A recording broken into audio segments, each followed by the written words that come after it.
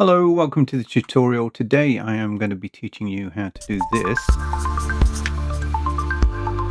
And if you're feeling particularly brave, in the next tutorial I'll show you how you can take it into the 3D world like this.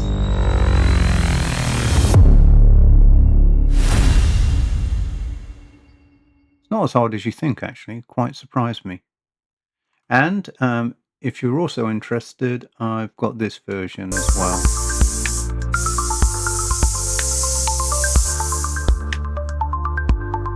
So let's get into it. First thing we need is a new Fusion composition. So go up to your media window here, right click and hit new Fusion composition. We're going to call it Right on Man. Then what we need to do is just drag it into the timeline like that. Right click on it, make sure it's selected so it's red. Right click and you can go open in Fusion page right there.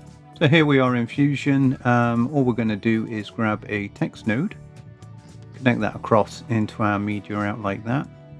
Come up to the right hand side, make sure your inspector's on and type in your text. So let's type in right on. Let's change the font to something that looks more like it was handwritten. I used Pristina. Finally found it right there. Okay, let's increase it in size to about there. And the other thing you want to do is, and you'll understand this when we get into the drawing side of it, is you need to go to your tracking just here and just increase the spacing a little bit. It's very sensitive, so you can just hold the control key just to bring it out a little bit like that.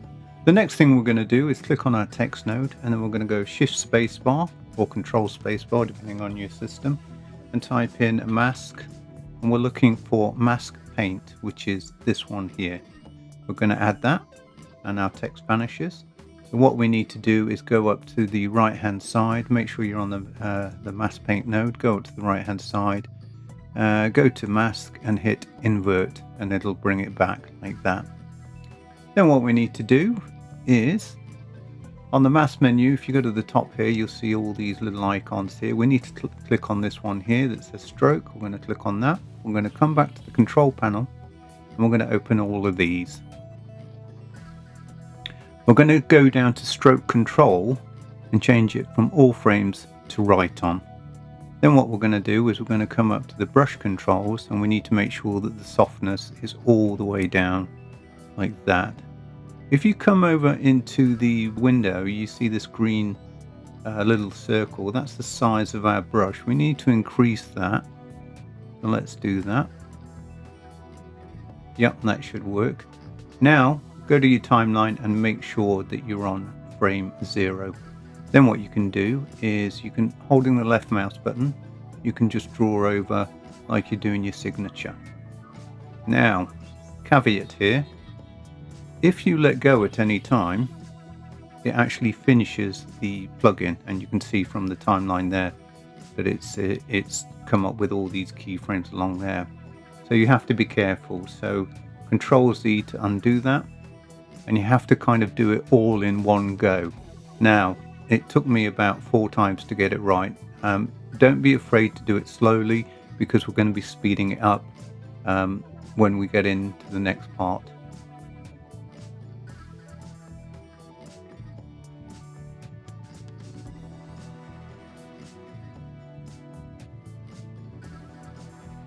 So after a few takes I managed to get that. I think I did it 3 times. Like I say, don't worry if it takes you more than that. Just take your time because we're going to speed it up. Let's go back to our mask window here and let's turn off that invert. Now when we go to the beginning and we hit play, it draws it in. The only problem is it's incredibly slow. So let's speed that up.